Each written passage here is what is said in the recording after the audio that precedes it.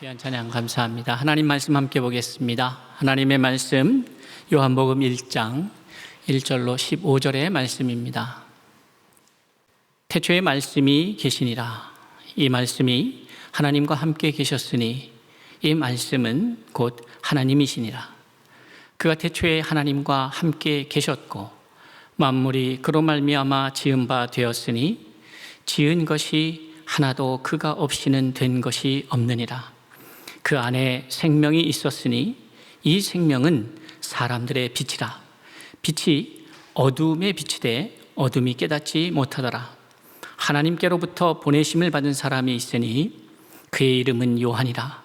그가 증언하러 왔으니 그 빛에 대하여 증언하고 모든 사람이 자기로 말미암아 믿게 하려 함이라. 그는 이 빛이 아니요 이 빛에 대하여 증언하려 온 자라. 참빛 곧 세상에 와서 각 사람에게 비치는 빛이 있었나니 그가 세상에 계셨으며 세상은 그로 말미암아 지은 바 되었으니 세상이 그를 알지 못하였고 자기 땅에 오매 자기 백성이 영접하지 아니하였으나 영접하는 자 곧 그 이름을 믿는 자들에게는 하나님의 자녀가 되는 권세를 주셨으니 이는 혈통으로나 육정으로나 사람의 뜻으로 나지 아니하고 오직 하나님께로부터 난 자들이리라. 말씀이 육신이 되어 우리 가운데에 거하심에 우리가 그의 영광을 보니 아버지의 독생자의 영광이요 은혜와 진리가 충만하더라. 요한이 그에 대하여 증언하여 외쳐 이르되 내가 전에 말하기를 내 뒤에 오시는 이가 나보다 앞선 것은 나보다 먼저 계심이라 한 것이 이 사람을 가리킴이라 하니라. 아멘. 지난주 우리는 서울중심교회 창립 45주년을 맞이했습니다. 40주년을 맞이하면서 하나님께서 우리에게 주셨던 마음, 왜 40년간 서울중심교회를 세우시고 지키시고 인도하셔서 그 40년이라는 인간의 시간 속에 존재하게 하셨는가? 이것을 묻고 또 묻고 하나님 앞에 그 뜻을, 그 의미를, 그 메시지를 구하였었던 기억이 있습니다. 제가 이 서울중심교회에 2012년 12월 9일에 부임하였습니다. 그리고 4년이 지난 이후에 하나님 앞에 물었습니다.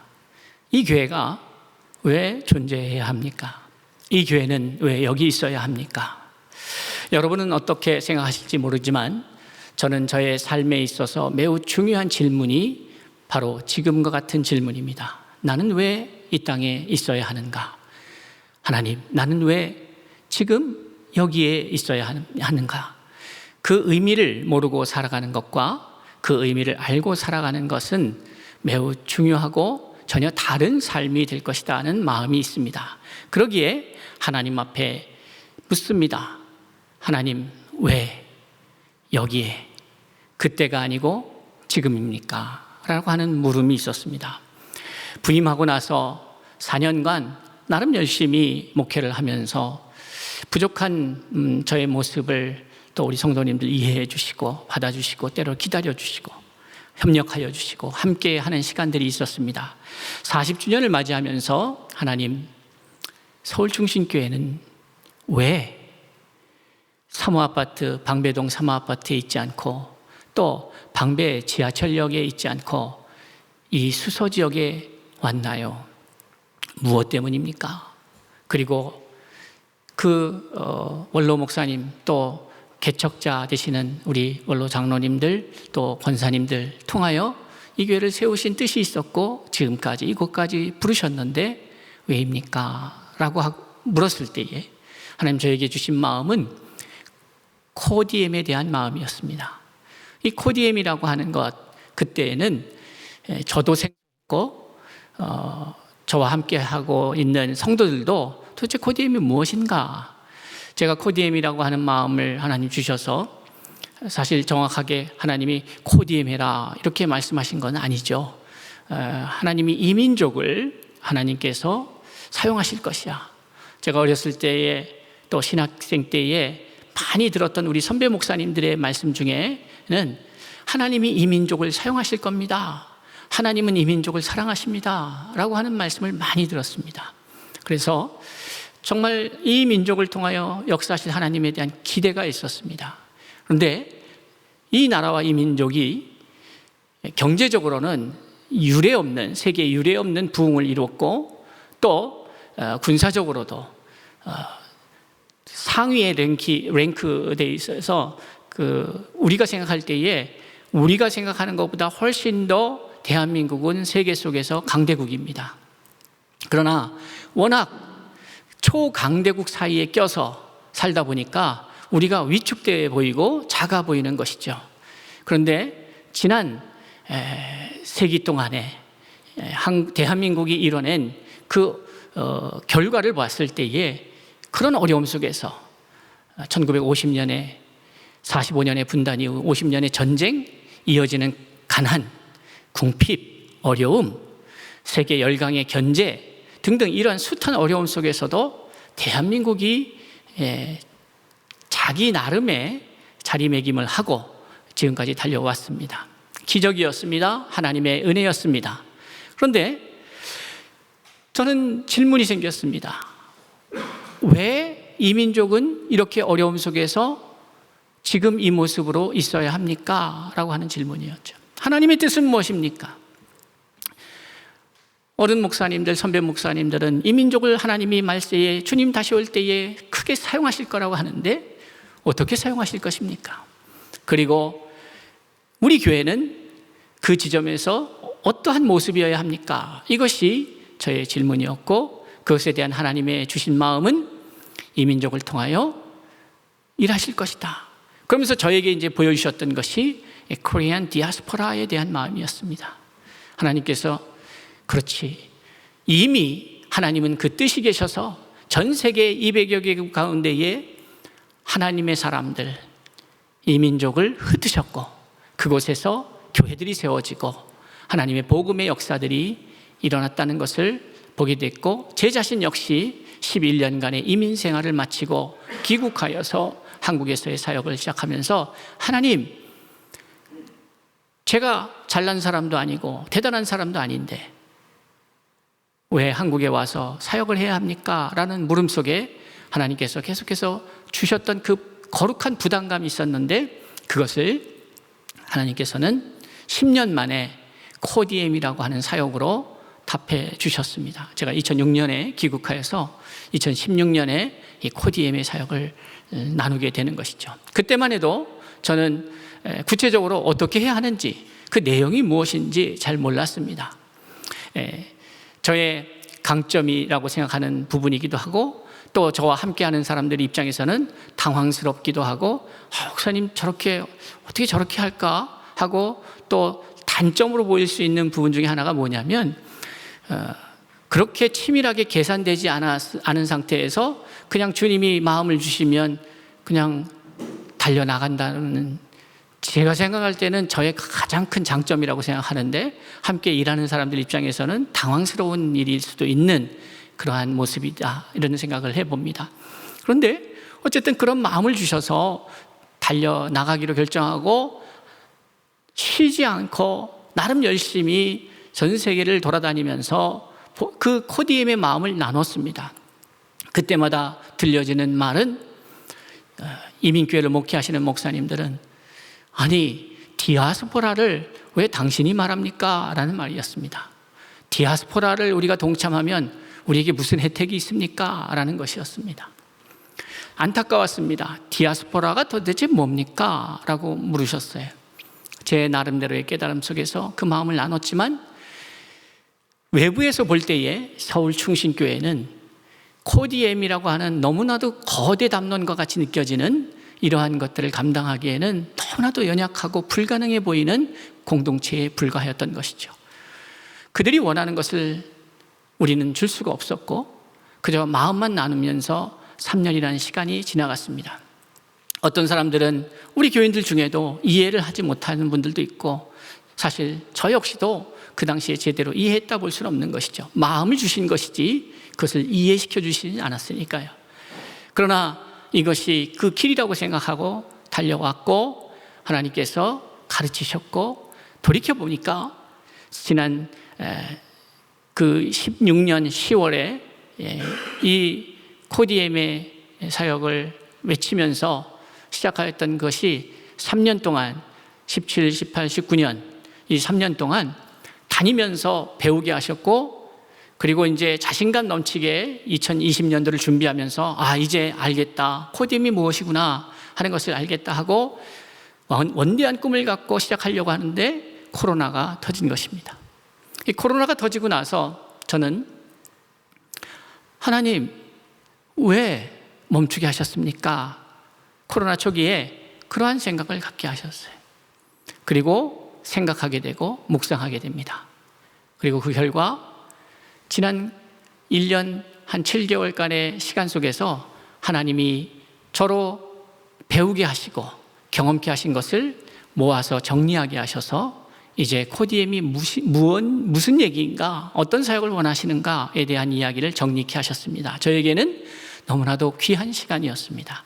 그리고 지난주에 우리는 45주년을 맞이하면서 코디엠 사역 5주년을 기념하면서 우리가 던진 메시지, 그 지난 5년 동안 저에게 말씀하시고 가르치시고 저를 단련하신 이후에 내놓은 메시지는 하임이었습니다. 그 코에 생기를 불어넣으니 니시마트 하임, 생명이 되었다, 생명이 되었다, 이렇게 창세기 2장 7절의 말씀을 저에게 주셨죠. 생명이구나, 생명이구나. 예수께서 이 땅에 오신 것도 하나님이 세상을 이처럼 사랑하사 독생자를 주셨으니 이는 저를 믿는 자마다 멸망치 않고 영생을 얻게 하려 하심이라 하는 말씀을 기억해 봅니다. 예수 그리스도가 이 땅에 오신 것, 우리를 자유케 한다, 우리를 구원하셨다, 다양하게 그것을 표현할 수 있으나 결국 한마디로 하자면 우리에게 영생을 주려 하심이다 라는 말씀이죠.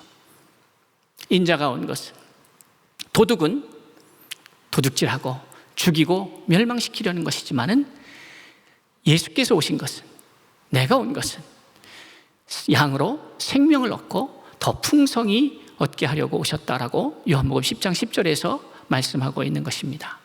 예수 그리스도의 오심의 메시지는 명확합니다. 생명이었습니다. 생명을 얻게 하려고. 오늘 저는 이 함께 예배하고 있는 모든 하나님의 사람들 위에 하나님의 생명의 역사가 넘쳐나기를 주의 이름으로 축복합니다. 생명, 이것은 하나님이 우리에게 예비하신 귀한 복음입니다. 생명. 그런데 여러분 가만히 생각해 보십시오.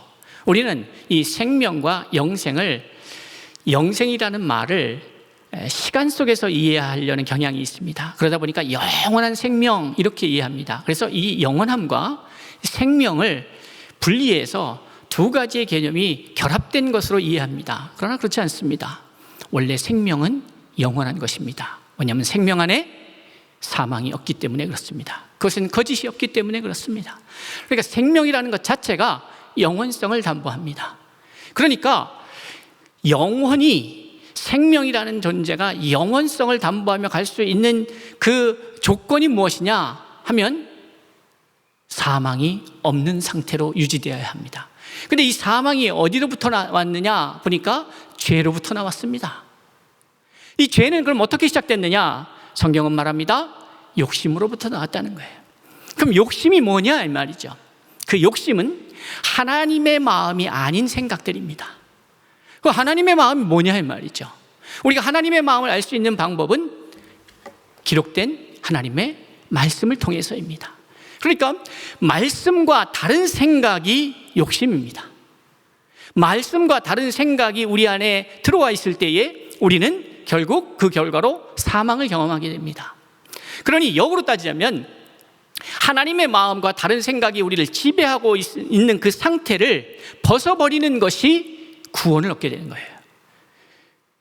그 오늘 본문의 말씀 속에서도 보면 믿음이라는 단어 12절에 보면 영접하는 자 곧 그 이름을 믿는 자들에게 라는 표현이 있습니다. 믿는다. 7절에도 그가 증언하러 왔으니 그 빛에 대하여 증언하고 모든 사람이 자기로 말미암아 믿게 하려 함이라 이렇게 말씀하고 있어요. 영접하는 것, 믿는 것인데 영접한다는 것, 믿는다는 의미가 무엇일까라고 했을 때에 말씀과 내가 하나 되는 것입니다. 말씀과 내가 하나 된다는 의미는 좀 전에 말씀드린 대로 내 안에 말씀 이외의 생각이 없는 상태죠. 하나님과 내가 온전히 하나됨을 이뤘다는 것은 말씀과 내가 하나 된다는 것이에요. 자, 오늘 우리는 시간 속에서 살아갑니다. 시간이라고 하는 것과 우리 인생이라고 하는 것을 가만히 살펴보면 시간이라는 것과 공간이라고 하는 X축과 Y축의 만남 속에서 우리는 존재합니다. 지금 우리가 2021년 10월 10일 11시 40분을 향하여 가는 이 시간에 나는 존재하는 겁니다. 그런데 나의 존재가 그 시간 속에서, 그 시간의 축 속에서 무엇과 만나느냐 하면 공간인 것이죠. 어디에 있느냐 이 말이에요. 나는 그 시간에 어디에 있느냐. 여러분, 이것을 세상은 이미 다 정해져 있습니다. 정해놨어요. 그러니까 자유가 없는 것이에요. 이게 무슨 말인가? 여러분, 요즘은 잘 모르겠습니다. 근데 저의 작은 경험 속에서 그 경험을 나누자면, 저는 학교를 다닐 당시에 월요일 날 아침 9시에는 항상 교장 선생님 훈시의 말씀을 운동장에서, 비가 오지 않는 날이면 운동장에서 그 시간에 딱 거기에서 들었던 기억이 있습니다. 자, 그러면 저만 그런 것이 아니라 거의 모든 대한민국의 제 또래 사람들의 경우 같은 경험이었을 것입니다. 학교에 있는 사람들의 경우를 말씀드리는 거예요. 그러면 그 사람들은 선택의 여지가 거의 없습니다. 그 시간에는 그곳에 있습니다. 그게 나예요.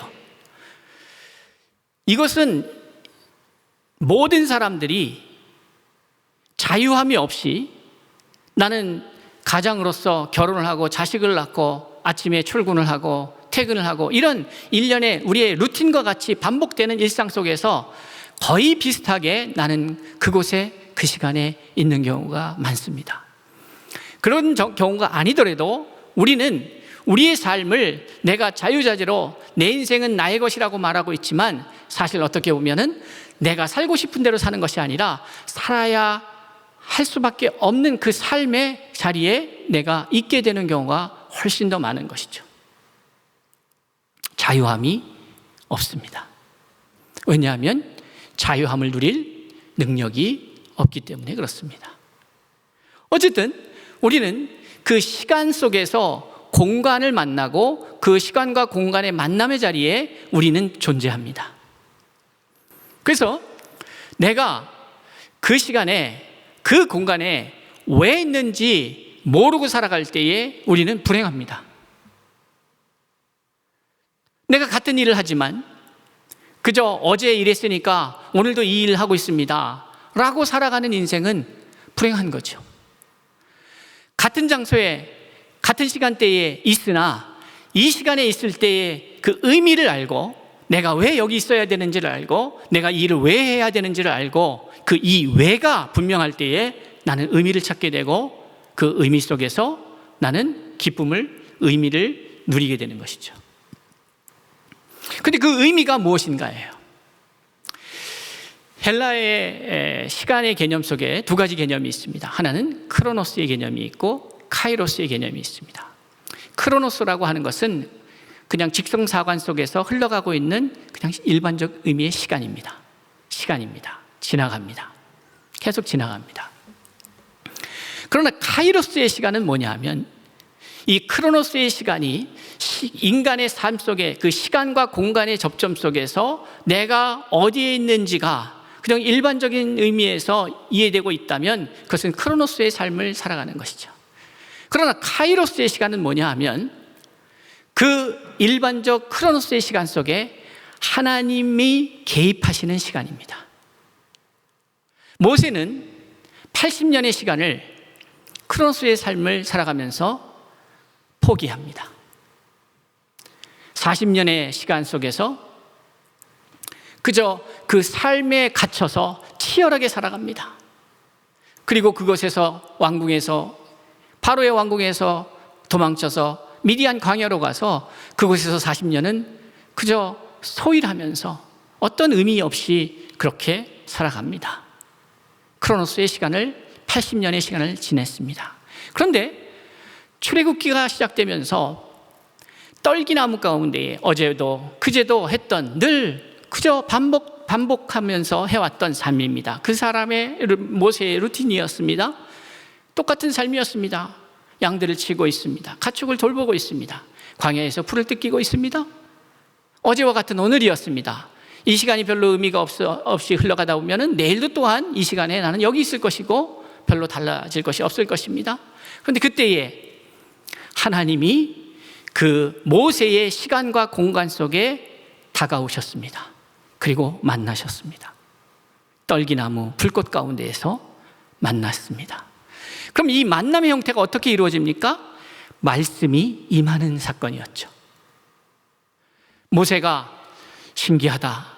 어떻게 떨기나무에 광야에서 불이 일어나는 것은 가끔 일어날 수 있는 일입니다. 자연 속에서, 건조한 속에서 불꽃이 타들어 장렬하는 태양 속에서 나뭇가지들이 마르고, 그래서 그곳에서 그냥 자연적으로 불이 일어날 수 있어요. 근데 그날 그 불꽃은 꺼지지 않고 계속해서 타고 있는 거예요. 그러니까 어떻게 보면 의미로 다가온 거죠. 그런 사건들은 모세의 40년 광야 속에서 경험할 수 있었던 사건입니다. 그런데 그날은 모세가 그 일상과 같은 그 일상을 그 시간과 공간 속에서 아무 의미 없이 지나갈 수 있는 일에 의미를 갖고 다가갑니다. 그리고 거기서 역사적인 사건이 일어나죠. 하나님의 말씀이 임하는 것이에요. 주의 사자가 말씀하시는 거예요. 내 발에서 신을 벗으라. 내가 서 있는 것은 거룩한 곳이다.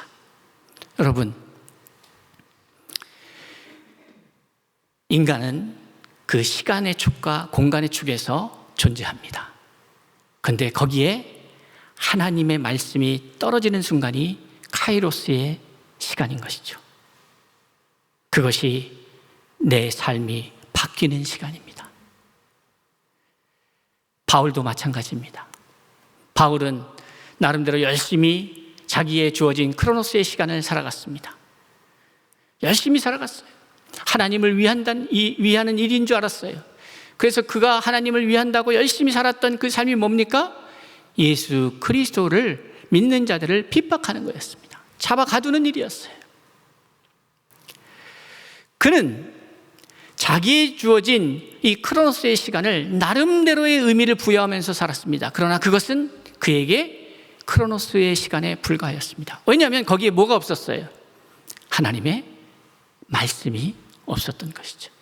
그런데 그가 어느 때와 마찬가지로 크로노스의 삶 속에서 계속해서 시간과 공간 속에서 달려가고 있었습니다. 그때에 다메섹으로 가는 그 길가에서 그가 카이로스의 시간을 만나게 됩니다. 바로 하나님의 음성, 예수 그리스도의 음성을 만나게 되는 것이죠. 자, 우리에게는 누구나 크로노스의 시간을 하나님이 허락하셨습니다. 그것이 인생입니다. 그런데 이게 이 인생이 아담과 하와에게 그 코에 생기를 불어넣으니 니시마 타임, 그러니 생명이 되었다라고 할 때 이것은 그에게 무엇입니까? 크로노스의 시간이 허락되었다는 거예요. 그런데 거기에서 창세기 1장 28절에서 하나님이 그들에게 복을 주시며 그들에게 이르시되, 그게 무슨 말씀이에요? 말씀이 임하였다는 거죠. 그 말씀이 임하였을 때에 그것은 카이로스의 시간입니다. 카이로스의 시간은 하나님과 내가 만나는 시간입니다. 나의 인생과 나의 인격과 하나님이 만나는 시간이죠. 그 만남을 통하여서 새로운 역사, 이 인류의 역사는 크로노스의 역사 속에 인간이 한 사람이 왔다가 한 사람이 가고, 한 영웅이 왔다 한 영혼이 가고, 영웅이 가고, 이러한 크로노스 역사 시간에 시간은 흘러왔습니다. 그런데 하나님의 개입, 인간의 크로노스의 시간에 하나님의 개입이 카이로스의 시간이고, 그 카이로스의 시간을 통해서 역사는 대전환을 맞게 됩니다. 예수 그리스도가 이 땅에 오신 것도 그렇죠. 오늘 본문의 말씀을 보십시오. 예수 그리스도가 이 땅에 오신 사건을 자세하게 묘사하고 있습니다. 이 요한이 태초에 대해서, 창세기에서 태초로 시작하는 말씀이 요한복음에서 다시 태초의 말씀으로 시작이 됩니다. 태초에 하나님이 계셨다라고 시작된 말씀이 태초에 말씀이 계셨다라는 말씀으로 진행이 되는 것이죠. 이것은 무엇인가 하면 크로노스 관점에서의 창세기의 태초가 이제 카이로스의 관점에서의 시간으로서 우리에게 재해석되고 있는 것이에요. 무슨 말씀인가? 태초에 말씀이 계셨다. 이 말씀이 곧 하나님이셨다. 그런데 태초에 하나님이 계셨고 그 말씀이 하나님이 말씀으로 존재하셨는데 그 말씀이 만물을 만들어내셨다. 3절에 보면 만물이 그로 말미암아 지은 바 되었다. 지은 것이 하나도 그가 없이는 된 것이 없느니라. 이렇게 말씀의 시각에서 하나님을 말씀으로 이해하고 그 말씀의 시각에서 오늘 이야기하고 있는 것이죠. 그리고 그 말씀 안에 무엇이 있었는가? 생명이 있었다는 것이에요. 이제 우리는 답이 풀립니다. 왜 성경에서 말씀을 만나는 사람들이, 크로노스의 삶을 의미 없이 살아가던 사람들이 왜 그들이 살아나는가? 살아났다는 것은 이런 거죠. 아무 의미 없이 살아있는 존재로 있는 것을 우리는 살아있다라고 말하지 않습니다. 분명히 살아있는데 살아있는 것 같지 않은 거죠. 그런데 어느 때 이 인생의 삶의 의미가 확인되느냐? 바로 하나님의 임재, 하나님이 말씀으로 내게 임하셨을 때입니다. 말씀이 임하셨을 때, 말씀이 모세에게 임하고, 말씀이 바울에게 임하고, 말씀이 우리에게 임할 때에 우리는 전혀 다른 삶이 되는 것이죠. 살아있는 존재가 아니라 이제는 살아있는 의미가, 삶의 의미를 가지고 살아가는 존재를 넘어서서 살려주는 존재로 존재하는 것입니다. 태초에 말씀이 계셨고 그 말씀은 하나님이셨다. 그리고 그 하나님으로부터 모든 말씀으로부터 모든 만물이 시작되었다. 이 모든 만물이 시작되었다라고 하는 의미가 무슨 말입니까? 생명의 시작을 알리는 것이죠. 생명의 시작. 근데 왜 그렇게 되느냐 하니까 이유가 오늘 본문 4절에 나오는 거예요. 그 안에, 여기서 그 안에라고 하는 그는 뭡니까? 말씀입니다. 말씀은 하나님이십니다. 그 안에 생명이 있었기 때문에 그렇습니다. 생명이 있었기 때문에, 이 말씀 안에 생명이 있었기 때문에 거기로부터 모든 생명체가 시작이 되는 거예요. 그러니 사도행전을 보면 하나님의 말씀이 흥황하니까 거기 기적과 이적이 나타나고 하나님의 역사가 나타났다는 것을 보게 됩니다. 왜요? 그 말씀 안에 생명이 있기 때문에 그렇습니다. 그러니까 우리는 여러분들 지난 45주년을 맞이하면서 저희가 하나의 패키지를 보내드린 거 받으셨죠? 그 패키지 안에 조그만 배너가 있었고, 여러분들 가정에다 이렇게 설치할 수 있는 조그만 배너가 있었고, 또 하나 뭐가 있었습니까? 기억하시는지 모르겠어요. 기념품도 있었고, 또 하나는 그 생명 나눔에 대한 안내지가 하나 있었고, 또 하나의 종이가 있었습니다. 바로 오늘 제가 말씀드리는 내용이죠.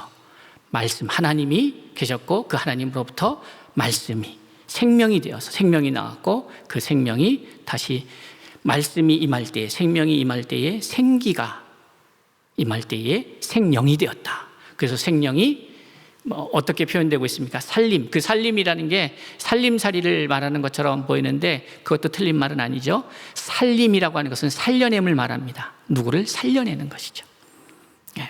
그러니까 생령, 우리가 존재하는 그냥 살아있는 존재가 아니라, 첫사람 아담은 그냥 살아있는 존재였으나 마지막 마지막 사람 아담은 뭐예요? 예수 그리스도는 살려주는 영이었다라고 하는 고린도전서 15장 45절의 말씀에 기록된 내용이죠. 그 말씀에 의하면 우리는 단순히 살아있는 존재가 아니라 나로 인하여 생명을 나누는 존재, 살려주는 존재로 있는 것이죠. 살림입니다. 또 하나는 영생입니다. 생명이 그 안에 있는 거예요. 또 하나는 뭐예요? 그것을 더함이다 이렇게 표현하고 있습니다. 더함이 뭡니까? 계속해서 번성하고 번식하고 계속해서 확장되는 거예요. 성장하고 자라가고 더하여지는 거예요. 그 메모지, 여러분에게 나눠드린 그 종이를 계속 한번 묵상해 보십시오. 그 의미가 무엇인지. 자, 하나님의 말씀으로부터 생명이 나왔습니다. 말씀은 하나님이십니다. 말씀으로부터 생명이 나왔습니다. 그 생명이 우리에게 어떻게 다가왔냐 하면 빛으로 다가옵니다. 그 안에 생명이 있었으니 이 생명은 사람들의 빛이라. 여러분, 가만히 보면 그렇습니다. 생명이 있는 곳에는 빛이 있어요. 빛이 있는 곳에 생명이 있습니다. 그리고 여러분 가만히 생각해 보세요. 우리가 사람들을 만나서 이렇게 얼굴이 좀 어두우면 얼굴 뭐라 그랬지, 상태가 안 좋고 컨디션이 안 좋은 거 보면 얼굴이 참 어둡네요 이렇게 말씀하죠. 그리고 컨디션이 좋고 막 기뻐하고 막 이렇게 하면 얼굴에서 뭐가 난다 그래요? 빛이 나는군요. 왜요? 생기가 활성화되면 우리 안에서 빛이 나는 거죠. 그런데 생기가 점점 없어지면 뭐예요? 어두워지는 거예요. 어둠은 사망이에요. 빛은 생명이에요. 그러니까 여러분, 예수 믿는 사람들의 삶 가운데에는 빛이 나야 되는 거죠. 왜냐하면 예수를 믿는다는 게 뭐예요? 오늘 제가 믿는다는 표현을 어떻게 정리했습니까? 말씀과 내가 하나 되는 것이다, 이렇게. 근데 그 말씀이 뭐예요? 하나님이셔요. 그 말씀이 뭐예요? 생명이에요. 그 생명은 빛이에요. 그러니까 그 생명 되신 말씀을, 하나님 되신 말씀을, 빛 되신 말씀을 소유하고 있는 자들 가운데에는 빛이 나는 거죠. 하임, 생명, 이것은 하나님으로부터 모든 생명이 시작됐다라고 오늘 소개하고 있는데, 그것은 그 안에 생명이 있었기 때문이다. 근데 그 생명을 소유하고 있었던 그 출발점을 요한은 뭐라고 표현하고 있냐면 말씀이다 이렇게 표현하고 있는 거예요. 그리고 그 말씀이 하나님이라는 거예요. 우리가 하나님을 믿는다는 것을 다시 정리합시다. 하나님을 믿는다는 것은 다른 게 아닙니다. 여러분, 대단히 위험한 게 뭐냐면 미신을 믿듯이 하나님을 믿는 거예요. 막연한 존재로. 저는 이런 사람들을 수없이 봤어요. 하나님을 믿는다는 것은 다른 게 아니에요. 말씀을 믿는 게 하나님을 믿는 거예요. 말씀을 믿으려면 말씀을 알아야죠. 말씀을 알아야 믿죠. 이 안다라고 하는 것은 지식적으로 이해한다는 의미가 아닙니다. 말씀을 만난다는 의미입니다. 말씀을 접한다는 의미예요. 접해야죠. 그러니까 그것은, 말씀을 만난다는 의미는 오늘 제가 이야기하고 있는 표현 방법을 한다면 카이로스의 시간을 만난다는 거예요. 말씀이 내가 만나지는 시간, 그것이 사람들마다 다 들려요. 다 달라요. 우리는 자꾸 인위적으로 전도지 들고 나가서 외치고 그렇게도 만날 수 있습니다. 그런데 사도행전의 내용을 가만히 보면 이 두 만남, 그러니까 아직 크로노스의 시간을 살고 있는 사람이 카이로스의 시간을 만나는 것은 전적으로 누구에게 달려 있습니까? 하나님께 달려 있는 거죠. 그런데 전적으로 하나님께 달려 있으나 이것을 갖다가 오늘의 논리로서 풀어가자면 하나님과 함께하는 사람들이, 그 하나님을 소유하고 말씀을 소유하고 있는 사람들이 그 말씀에 순종하여서 나아갈 때 그는 더 이상 인간 이충동이 아니고 인간 누구누구가 아닌 거죠. 말씀과 내가 하나 된 순간 그것은 누구입니까? 그것은 하나님인 거예요. 하나님의 말씀인 거예요. 나와 세상은 간 거 없고 내 안에 오직 예수만 있다는 것은, 예수가 어떻게 내 안에 있습니까? 2000년 전에 우리가 역사적인 존재로서의 예수만을 생각한다면, 그리고 그를 자꾸 위대한 사람으로만 생각하고 숭배하고 한다면 그것은 정말 하나님을 반만하는 것. 그 하나님 말씀 속에 역사하셨던 그 하나님을 내가 믿는다고 하는 것은 말씀을 믿는다는 거고, 말씀이 내 안에 있을 때에 그것은 생명이 있는 것이고, 그 생명이 있을 때에 여기로부터 또 다른 생명이 나오는 것이고 빛이 나오는 것이. 그러니까 그 빛이 말씀에 의해서 완전히 장악된 내가 그 빛의 사람이, 빛의 사도라고 말하죠. 우리가 어둠을 향하여 나갈 때에 어떤 일이 벌어지는 겁니까? 어둠이 물러가고 성이 요란을 떠는 거죠. 어둠에 갇혀있던, 어둠의 세력에 갇혀있던 그 존재가 빛이 다가갈 때에 두려워 떠는 거죠. 난리가 나는 거예요. 견딜 수가 없는 거예요. 복음은 그렇게 전달되는 거죠. 하나님의 시간에 하나님이 인간을 만나 주실 때에. 그런데 거기에는 하나님이 하나님의 사람을 통하여 하나님의 사람 시간을 만나는 거예요. 고넬료와 베드로가 만나는 시간이죠. 우리는 사도행전 말씀을 보면서 그것을 더 확인할 수가 있습니다. 바울은 사도행전 16장을 시작하면서 15장을 마무리하면서 그 16장에서 바울이 정말 하고 싶었던 것은 아시아 선교를 준비하고 있었는데 마게도냐 사람이 와서 우리를 도우라 하는 말을 듣고 돌이킵니다. 이게 뭐예요? 바울은 크로노스의 시간 속에서 자기에게 주어진 삶을 통해서 열심히 살아갑니다. 그래서 아시아로 복음을 전하려고 하려고 하는 거예요. 그런데 그때에 그 시점에서 카이로스의 시간이 다가옵니다. 하나님이 말씀하시는 거죠. 돌이켜서 유럽으로 행하죠. 그 유럽에 가서 만나는 사람이 누구예요? 루디아라고 하는 여성을 만납니다. 그리고 빌립보 간수를 만납니다. 그리고 그가 거기서 말씀을 전하다가 또 어떻게 해요? 방해하는 사람들이 있고 하니까 우리의 크로노스의 시간의 관점에서는 쫓겨나는 것 같고, 크로노스의 시간 속에서는 핍박받는 것 같고, 크로노스의 시간 속에서는 실패하는 것 같은데, 도망치는 것 같은데, 가서 데살로니가에 가서 그는 또 자신의 사역을 하는 거죠. 거기서 누구를 만나요? 로마의 글라우디오 황제 때 로마의 기근이 있어서 모든 유대인 디아스포라를 다 추방을 하죠. 그러니까 우리가 잘 아는 브리스길라와 아굴라입니다. 이 브리스길라와 아굴라가 자신의 개인의 크로노스의 시간 속에서는 실패자입니다. 거기서 사업을 하던 사람들이 로마에서 쫓겨나니까 어떤 일이 벌어지겠어요? 나는 실패했다. IMF가 왔다. 금융위기가 왔다. 어떤 일이 왔다. 코로나가 왔다. 이런 크로노스의 시간 속에서 좌절할 수 있습니다. 그런데 그가 그 사건 때문에 데살로니가로 와서 누굴 만나요? 바울을 만나요. 그리고 1년 6개월 동안 하나님의 말씀을 경험합니다. 그리고 그들이 거기만 머문 것이 아니라 거기서 또 그 유대인들이 유대교회 사람들이 핍박하니까 도망가죠. 베레아로 갑니다. 베레아에서 또 하나님의 은혜가 있어요. 또 거기서 옮겨갑니다. 에베소로 갑니다. 아데노로 가죠. 아데노로 가서 거기서 또 어떻게 보면은 크로노스의 시간 속에서 실패한 것 같아요. 그런데 거기서 바울이 다시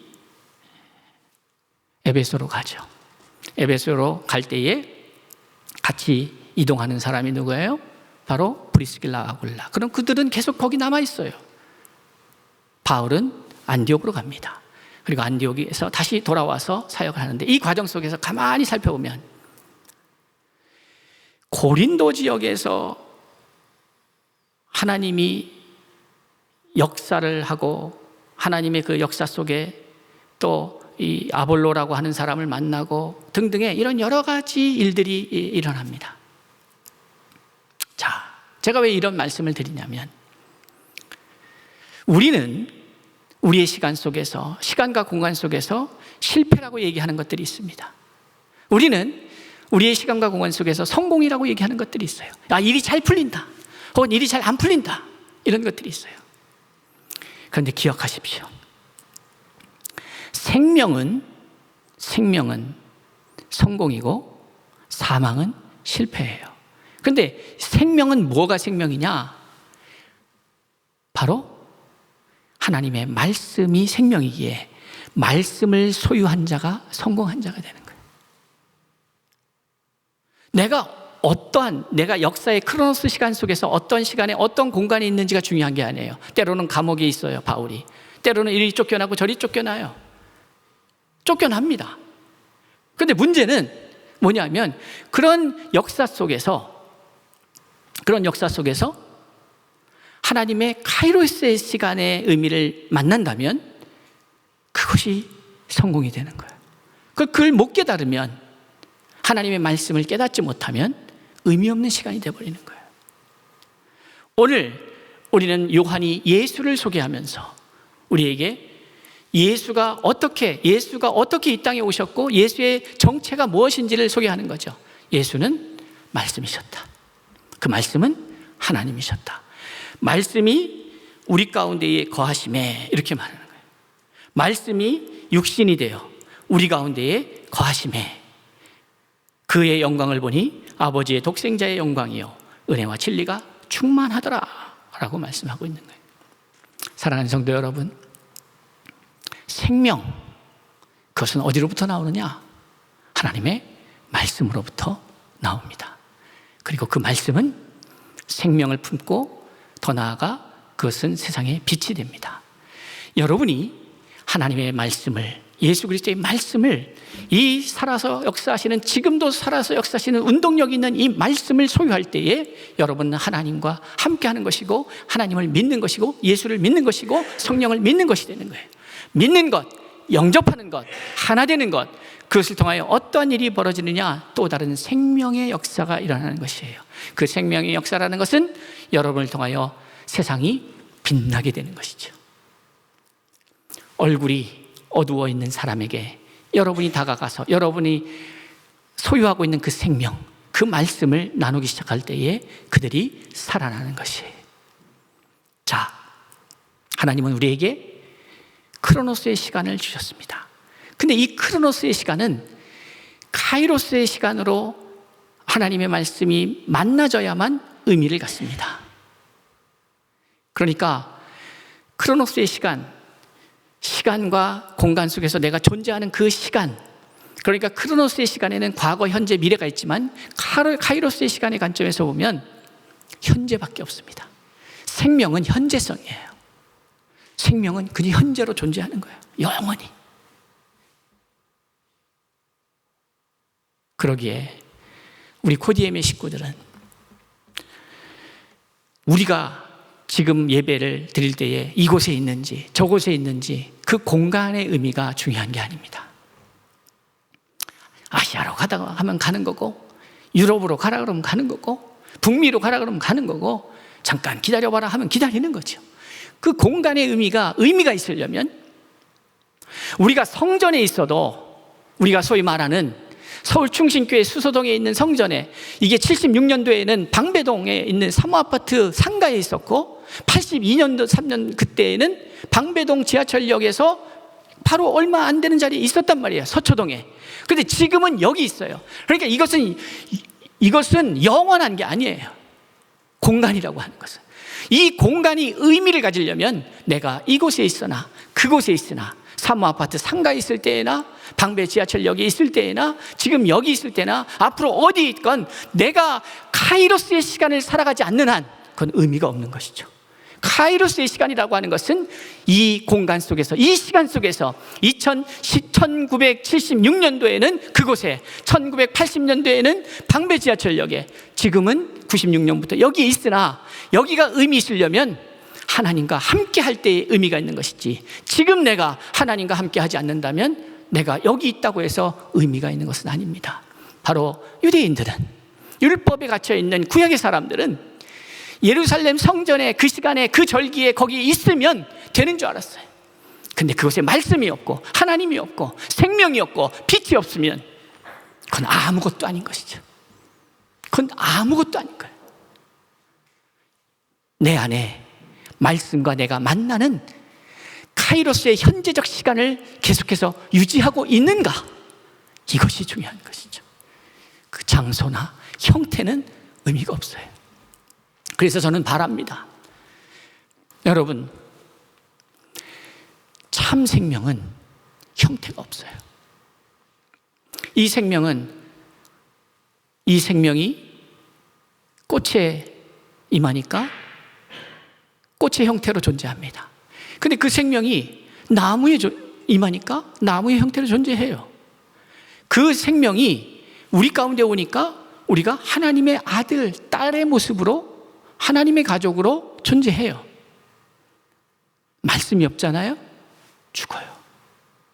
의미가 없어요.